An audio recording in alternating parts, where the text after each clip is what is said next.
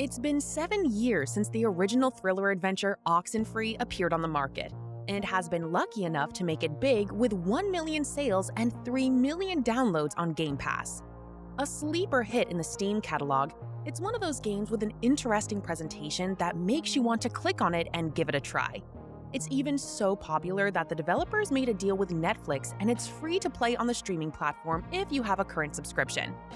Oxenfree 2 puts you in charge of Riley, an adult woman that's performing her job of planting radio transmitters in Kamina.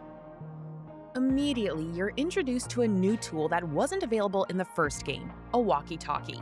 This is how you communicate with Kimberly. You'll receive requests of interactions from different channels, you'll be able to actively look for someone, and you'll be able to find and extend the list of contacts.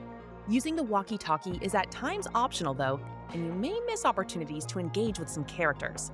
Not all of the conversations are a requirement to complete the game, but you may miss some Steam achievements.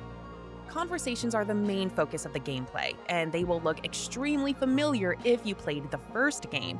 Not going for any option is a type of accepted answer. The answer you choose defines the interactions Riley has with every character. Being not only story-driven, but dialogue-driven, Oxenfree 2 gives weight to your words. Every click forges Riley's relationships, so bear in mind that the ending will be influenced by them. There are 3 different endings you can get. Riley will interact with the other characters right up to the end, and the last lines as well as the overall vibe of the ending will sound drastically different based on how you behave. Each chat bubble allows you to play around with the different extremes Riley can talk with. After a conversation ends, you'll see a bubble appear above a character that shows your selections have affected your relationship with them, so keep an eye out for them. Multiple bubbles might appear at any time and will fade out with different timing according to the urgency of the situation and the sadism of the developers. So if you're being distracted by your smartphone in real life, you might have to use your quick gaming reflexes to catch up. I used the keyboard and mouse to play. Sometimes it wasn't clear how many times I had to click to choose an answer. The lag could have been because there was other dialogue going on at the same time, but whatever the reason, the fear of missing a chat option is real. Any chat will continue between screen transitions, so don't be afraid to lose, or break, though hopefully that won't happen, something. Via WASD control, you can manually move and turn Riley in the streets of Kamina. The paths are quite simple and straightforward, but being able to control her micro-movements came in handy maybe once or twice when path tracking using point and click wasn't working correctly. Clicking on any point and having Riley find the best way there on her own has been extremely convenient, and it works well going in and out the dialogue bubbles when needed. You'll still need to use the keyboards for some puzzles, and you might prefer to move the radio frequencies with the arrow keys as the mouse wheel is not sensitive enough, but ultimately, it's more for small details that you'll not need anyway. The characters find a reason to talk many times, the voiceover is on point, and it fills most of the screens.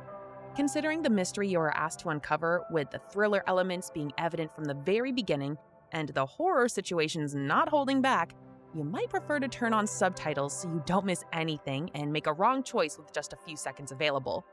While it is true that the game puts you under constant threat, there is no health bar that you have to worry about, no weapons, and there aren't any actions you can perform freely. You can't die, and there's no game over. There's also no way to manually save the game. At the start of the game, you're asked to choose a slot, and that's it.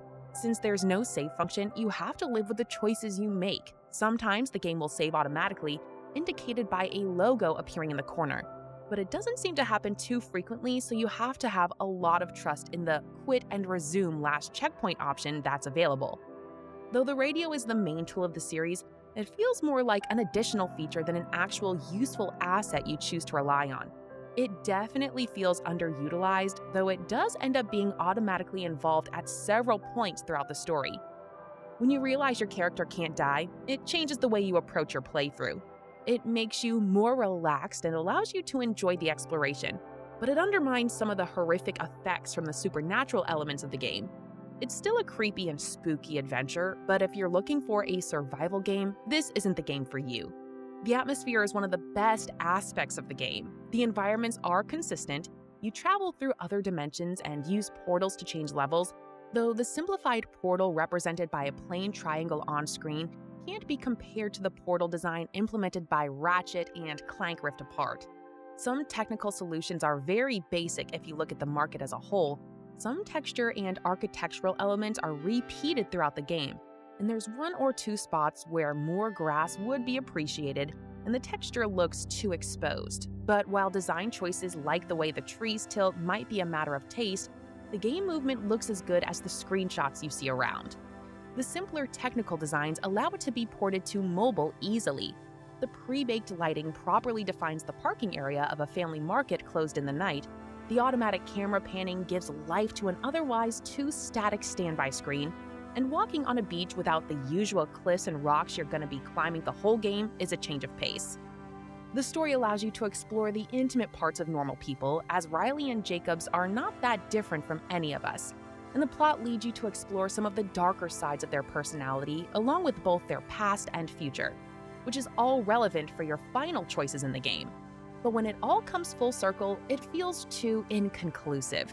Little plot twists are dropped here and there on their own, but they could have been more cohesive and integrated with each other. It doesn't help that while the acclaimed first game had its tale unfold around a group of teenagers, here the focal point is Riley with Jacob as the constant sparring partner. There's a lack of opportunities to scramble the cards, to have different inputs. The contacts in the walkie-talkie could be nothing more than external consultants if you desire so. It's up to you to define how reluctant or patient the main character is going to be. There's not a real inventory to manage. The collectibles, as your items are explicitly called, are mainly letters that you find throughout the game, identified as blinking objects on screen that help you learn more about some of the characters. But that's it. There's a pair of other items you'll find that the game will automatically integrate and use.